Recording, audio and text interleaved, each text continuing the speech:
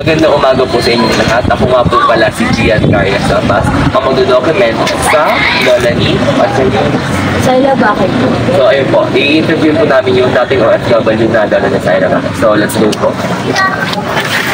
So papunta na po tayo sa lola ni Sayla.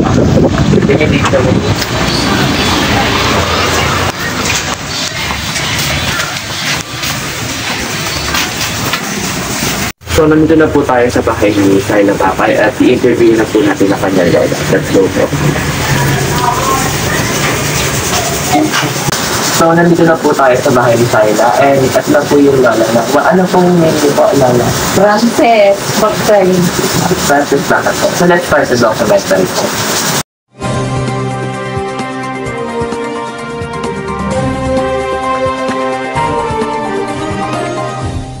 Yung mga questions na hinanda po namin para sa documentary na yan. So, i-interview na po na. Saan bansa po kayo nagtrabaho bilang OFW? Una sa Singapore. Singapore po. Ano po ang trabaho niya sa bansa na iyon? DA, katulong. Katulong po. Ilang taon po kayo nang umalis po kayo papunta doon? Hindi ako nagtagal dahil nagkasakit ako ng peptic ulcer. Anong age po kayo nagpunta sa Singapore? 32 years old. Bakit po napili na sa bansa na yun po magtrabaho? Ano po bang meron po? Kasi yung auntie ko ang nagpasok sa akin, direct hire, tapos mabait yung natagpuan kong amo. Maaari mo po ba sabihin kung gaano po kahirap mag-OFW? Hindi mahirap, basta marunong ka lahat sa trabaho. Kailangan pakikisama, gumawa ng mabuti. Nagtrabaho din po ba kayo dito sa bansa? Oo, nag-alaga ng special child. Pwede niyo po ba ikwento yung naranasan niyo po nung nagtatrabaho po kayo dito sa ating dito? Yung dalaga na inalagaan ko, ano din ba yan? Nagtyaga ako, nagtiis ako sa pag-aalaga sa kanya dahil dalaga na yun. Mahirap po ba siya talaga? Hindi naman, mabait. Mabait siya. Kahit malaking tao sa akin, kinakaya ko pa rin na tinatando. After po sa Pilipinas, yung naranasan niyo na sa Pilipinas, mahirap po ba kayo hindi na lang po? Mahirap naman sa ibang bansa kasi hindi ka masyadong makarelax, gano'n. Ang tanging mo na lang doon, pag binayagan ka magsimba, yun, ganda na kaya. Hindi po ba kayo nakakagala po sa ibang bansa kapag nagtrabaho? Ay, hindi na. Pwede ka lang makalabas kung uutusan ka ng mamalengke. Yun lang ang tanging pag-asa mo. Pag uutusan ka ng mamalengke, magpaalam ng bumili ng kailangan mo sa katawan mo na bibili mo para sa sarili mo. Mula sa ibang bansa po ba kayo? Naranasan ko po bang ma-homesick po? Like, naminis niyo po yung Panginoon sa Pilipinas? Oo, pero sa Vietnam. Pwede niyo po ba sabihin kung may naging epekto po yung pagiging OFW po sa buhay niyo? Kung meron po, ano po yun? Ang naging epekto sa akin, wala namang naging epekto sa akin dahil sa awa ng Diyos, lahat ng natagpuan kong amo, mababait sila. Tinuring nila ako ng parang isang kapatid, isang anak. Sobrang grateful talaga naman. Oo, pero sa awa ng Diyos dahil lagi ako nakasapit sa Diyos. Nung nandun po ba kayo sa bahay po na paraan? Pag pinato po ba nila kayo, parang ano po kayo? Para kamag-anak po kayo? Oo, tapos pag nagkakasakit, hindi ako nagtatrabaho. Sinasibigyan po kayo Oo. Tapos pag nagkakasakit ako, pinapayagan magpa-hospital. Ano po yun ang naging ginagawa niyo po dun sa pinagtrabaho ng ito? Sa Singapore, ang ginagawa ko yung garden, mag-trailer ng garden, yung dimati na malaki.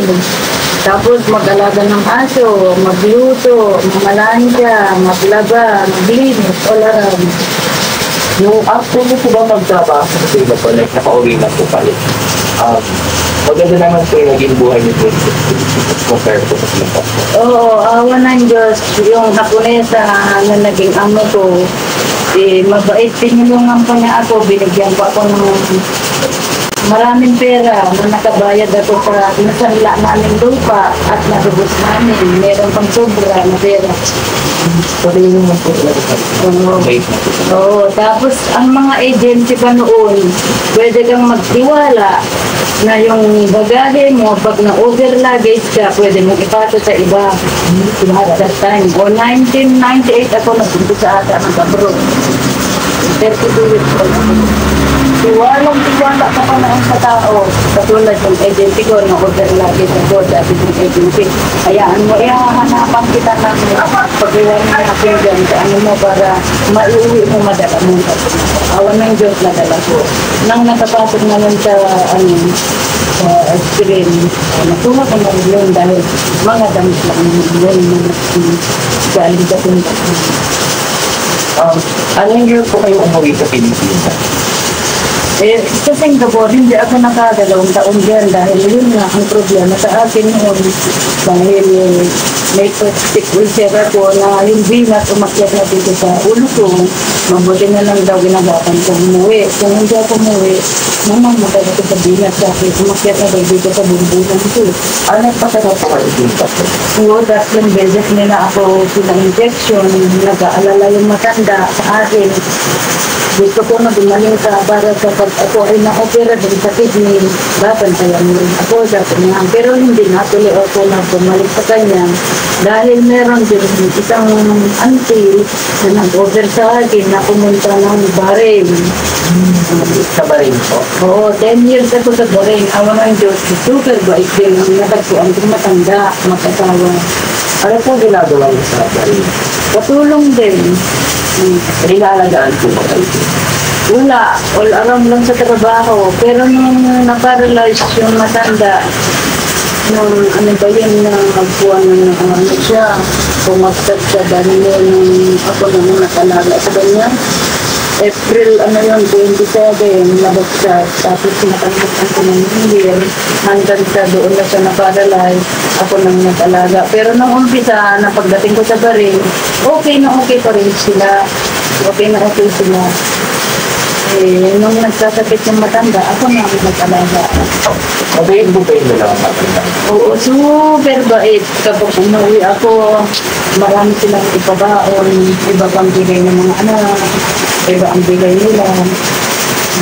Ilang taon po kayo na nakauwi na sa Pilipinas? Bago ako, nag-ano muna ako ng 3 years para makauwi. Kasi kapag 2 years, wala kang ipon, padala lahat. Nag-extend ako ng 1 taon para may uwi. Tapos, yung ticket ko na pauwi, binigay nila sa akin. Oo, ganun talaga ang kontrata. Pag ang kontrata mo natapos sa 2 taon, kunin mo na yung ticket para may pera ka. Basta hindi ka na uuwi. Kasi kinuha mo yung ticket. So, pera nang ibibigay sa'yo. At ito yung mali ko. Kung hindi po kayo nag-OFW, ano po sa tingin niyo yung trabaho niyo po dito sa Pilipinas? Or yung buhay niyo po kayo? Ay, hindi ako nakaahon, hindi ako nakabahay. Kung hindi ako umalis ng Pilipinas dahil ang hanap buhay ko lang noong labandera, 2 bahay ang nilalaban ko, hindi magkasya sa 400 kada buwan. So, yung nagkakatawa natin sa tao sa Pilipinas. So, nasa kapalit po yung OFW. Oo. Output sa... Oo, basta wag ka lang magastos, wag ka lang pariwara sa pera mo, wag ka lang mahisabi sa pera. Kailangan matinod ka din para mayroong pagkakitaan ng pagod mo. Bilang ano po, bilang isang Pilipino po, ano po may advice niyo po sa mga maybe OFW po ng mga tao? Ang pag-OFW, bawas-bawasan ang pagka-bisyo. Yung pabili dito, pabili doon. Yung luho dito, luho doon. Bawal yun kasi lahat ng gusto mo, hindi mo matutupad kung hindi mo gagawin. Masinop ka pera. At kailangan po talaga mag-ipon mo. Mag-ipon, oo. Kailangan mag-ipon. Para may maipunda para balang araw, pagtanda, may kinakatasan. Maraming salamat.